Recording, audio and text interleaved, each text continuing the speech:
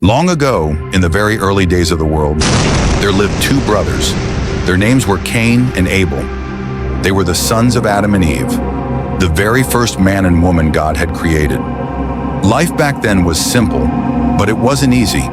There were no cities, no stores, no cars, just open land, wild nature, and the hard work of surviving each day.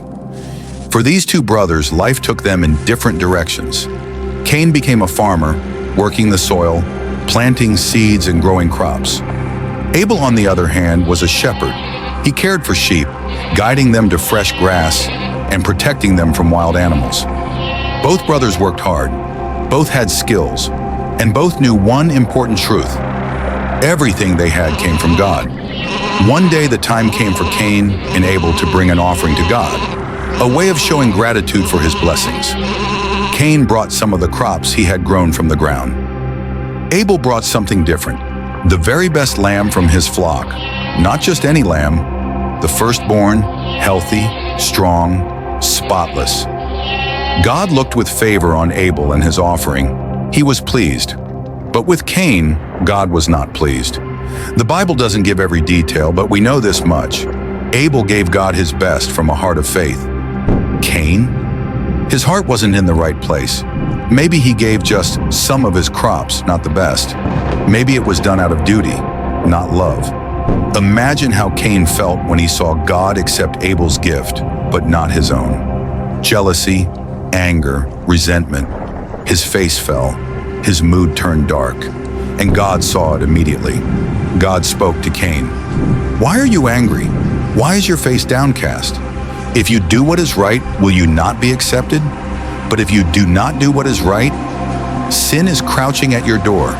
It desires to have you, but you must rule over it." These were words of warning and of love. God wasn't just pointing out Cain's bad attitude. He was giving him a chance to turn things around. He was saying, "Cain, be careful.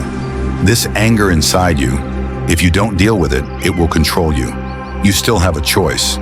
But Cain didn't listen. Jealousy is like a spark. If you feed it, it becomes a fire. And Cain fed it. One day Cain said to Abel, "Let's go out to the field." Abel agreed. After all, he trusted his brother. The sun was high. The air was quiet. No one else was around. And in that open field, away from the eyes of their parents, Cain rose up against Abel and killed him. Just like that, the first murder in human history took place. Not by a stranger, not by an enemy, but by a brother. God came to Cain and asked, "Cain, where is your brother Abel?" Cain answered, "I don't know." "Am I my brother's keeper?"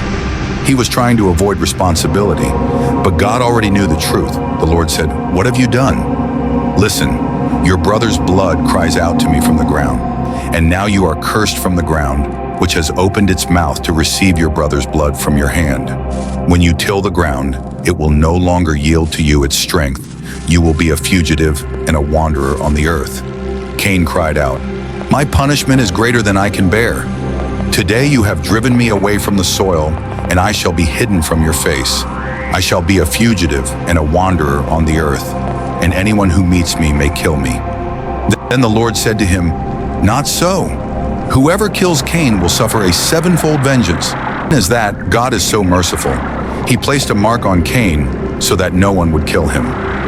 Then Cain went out from the presence of the Lord to live in the land of Nod, east of Eden. This story is about jealousy, anger, and the dangerous choices we make when we let those emotions control us. Cain's biggest mistake wasn't just the murder, it was ignoring God's warning. God told him, "Sin is crouching at your door, but you must rule over it." But Cain let sin rule over him instead. We may not be planning to harm anyone, but if we don't deal with jealousy, bitterness, or resentment, they can grow into something far worse than we ever imagined. And the other lesson? Yes, we are our brother's keeper. We are responsible for how we treat the people around us. Our actions affect others. Our hearts matter as much as our hands.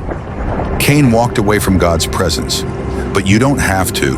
We can choose differently. We can bring God our best, not just in gifts, but in our attitudes, our love, and our relationships. And when we feel anger rising inside us, we can listen to the gentle warning, be careful. This road only leads to pain. Cain's story is a tragedy, but it's also a mirror, showing us what can happen when we let our emotions take control.